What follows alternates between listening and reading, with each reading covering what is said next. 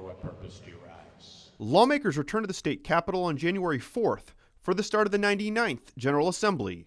Republicans hold a 24-9 majority in the Missouri Senate.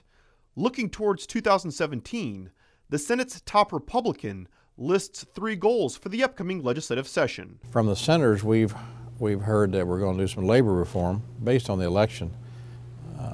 We think that we have the desire to press forward on those reforms, some legal reform, tort reform, which we tried to pass last year and unable to do so, and some regulatory reform. On the other side of the aisle, Senator Gina Walsh enters her first full year as the leader of the Missouri Senate's Democratic caucus.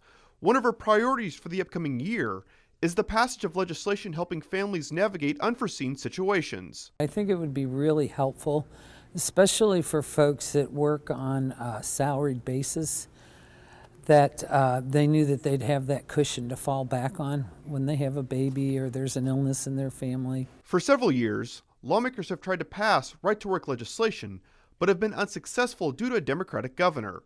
With the election of a Republican governor in November, right-to-work supporters now believe they have the opportunity to improve Missouri's business climate with the passage of right-to-work legislation. Being forced to join a union is not necessarily in the best interest of employees. I think people, if they want to join one, fine, they can pay those dues and do whatever they want to do. But being forced to join is not necessarily the interest of a working force, and it's not in the best interest of competition. I decided to join an organization that represents me to give me more power and strength in numbers, and I pay dues to that organization.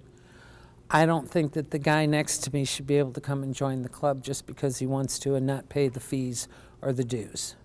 It's not fair. It's called free rider. Lawmakers return to the state capitol on January 4th at noon for the start of the first regular session of the 99th General Assembly. Reporting from the state capitol, I'm Jonathan Lorenz.